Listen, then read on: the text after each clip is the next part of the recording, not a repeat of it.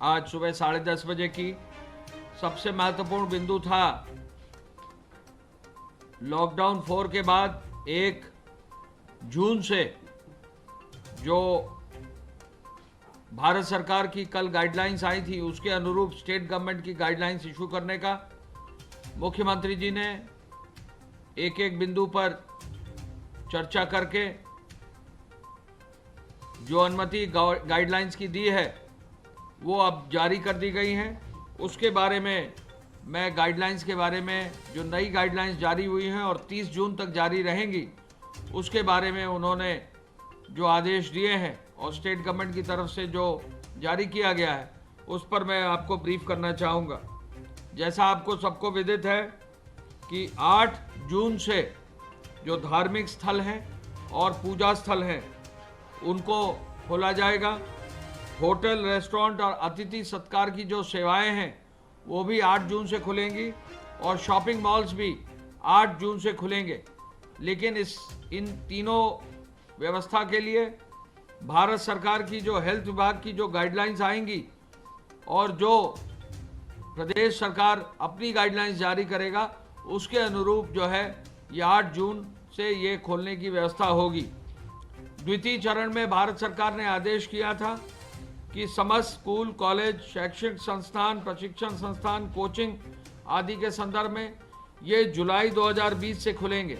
इनके लिए भी भारत सरकार जब दिशा निर्देश जारी करेगी तो प्रदेश सरकार इनको आदेश जारी करेगा जुलाई से। कतिपय गतिविधियों पर अभी स्थगित रहेंगे। अंतर्राष्ट्रीय विमान सेवाएं, मेट्रो सेवाएं स्थगित रहेंगी और अग्रिम आदेशों तक बंद रहेंगे सिनेमा हॉल, जिम्नेजियम, तरणताल, मनोरंजन पार्क, थिएटर, बार एवं सभागार, असेंबली हॉल एवं अन्य स्थान।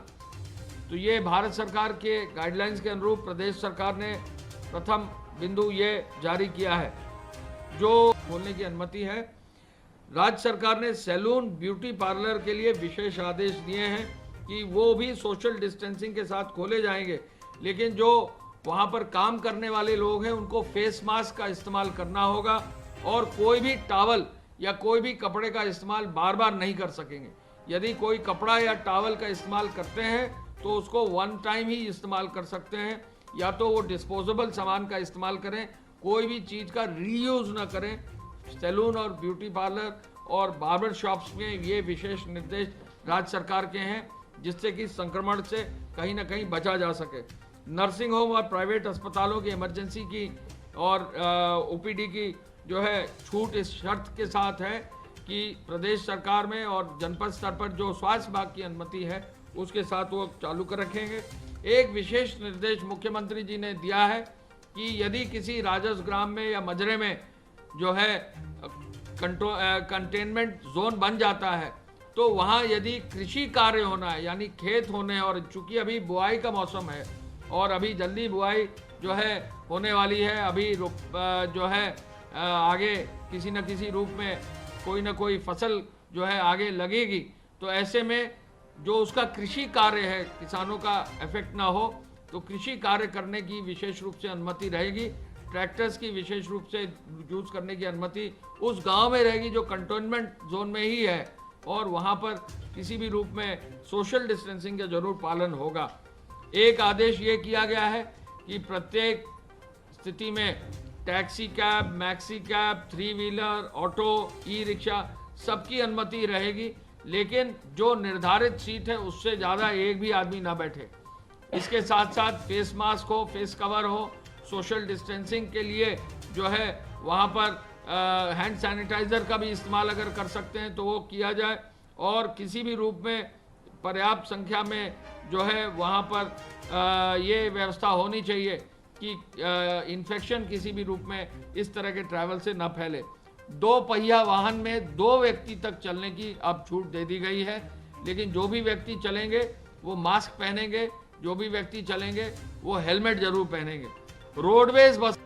रोडवेज बसेस को प्रदेश में चलाने की अनुमति अब दे दी गई है। प्रदेश के अंदर रोडवेज बस अपनी निर्धारित सीट क्षमता के अनुरूप चलाने की अनुमति दे दी गई है।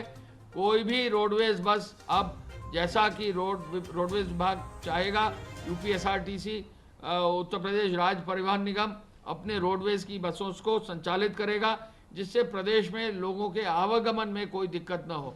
लेकिन रोडवेज बसेस इस शर्त के साथ चलेंगी कि बसेस का सैनिटाइजेशन होगा, चढ़ते समय उतरते समय बसेस पर सैनिटाइज़र और का इस्तेमाल होगा। फेस मास्क हर यात्री जो है पहनेगा, हर यात्री जो है जब चढ़ेगा तो उसका सैनिटाइजेशन होगा। बस स्टेशन पर थर्मल स्क्रीनिंग भी होगी। जो भी चालक परिचालक होंगे वो फेस मास्क और फेस कवर तो यूज़ करेंगे, ग्लव्स भी यूज़ करेंगे। ये आदेश यूपीएसआरटीसी को दिया गया है। साथ ही साथ बस स्टेशन और बस स्टेशन के निकट यदि आवश्यकता हुई तो एम्बुलेंस भी रखने की व्यवस्था, 108 की एम्बुलेंस भी रखने की व्यवस्था की गई है।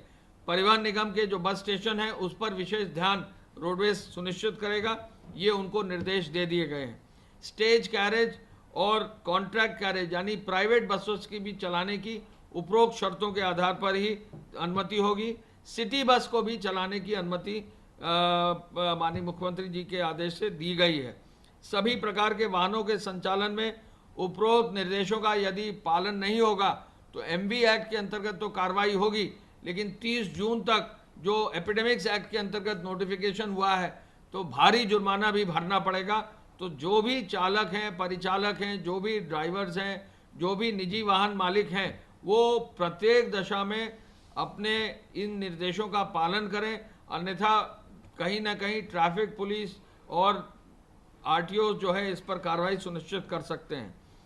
इसके अलावा जो है वाहन में यात्रा करने के लिए जो लोग जा रहे हैं उनको रोडवेज में, बाकी प्राइवेट बसों में उनको आरोग्य सेतु ऐप, आयुष कवच, कोविड ऐप को भी डाउनलोड करके यूज़ करने के लिए प्रोत्साहित किया जाएगा।